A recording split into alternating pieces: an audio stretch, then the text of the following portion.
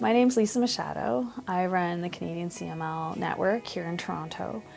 I was diagnosed 8 years ago.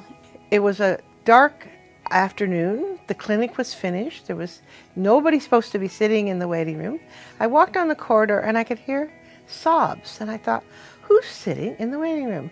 So I went out into the corridor and there was this very young girl sitting there crying her eyes out.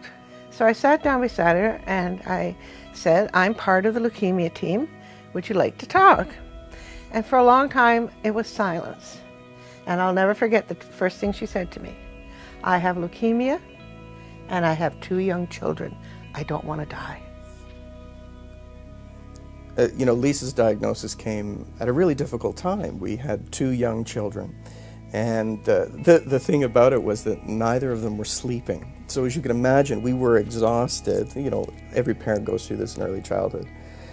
We had a 1-year-old and a 3-year-old, and we were exhausted. Because she was just so overwhelmed with the diagnosis and the fact that she was so worried about her children. So I said, well, I'm here. I can stay as long as you like. I can sit here with you. But let's not dwell on the fact that you have a disease that could kill you. You have a disease that there is a good possibility of a long life. I think it's very much like many people come to you today with CML, is they're given the diagnosis of the L word and they all think life is ending. And you come in and first of all you have to confirm the diagnosis, but then you can give them, yes, you've got a diagnosis of CML, but there is great news behind this. And a lot of the time is just spent explaining to the patient and showing them that life is going to go on. It's probably going to be a full and normal life for many people, and getting them to appreciate that themselves. And so the turning point in me moving on from my CML diagnosis came when I met 2 other women who had CML, Janice and Liz.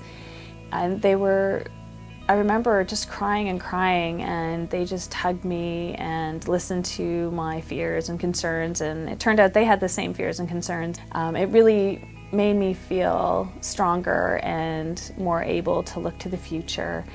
And it motivated me to reach out to other patients and find out if other patients felt the way that I did. It's a journey, and I think you're going to have good days, you're going to have bad days. And I remember even saying to Lisa, it's okay to cry, it's okay to feel sad, and it's okay to have a bad day, but tomorrow's probably going to be a better day. I think CML Day is a great opportunity to talk to people who aren't familiar with the disease. One of the things with these rare conditions is that very few people obviously know about them. So share it with people, talk to people about it. I think that the more Canadians who understand what CML is, the better we all are. If you're someone living with CML, you know how important it is to have people in your life to support you, whether it's your healthcare providers or your friends or your family. So today on World CML Day, take this opportunity to send them a thank you card, an e-card that tells them exactly how grateful you are for their support. If you're someone who supports somebody living with CML, send them an e-card. Show them that you're in their corner and that they're not alone.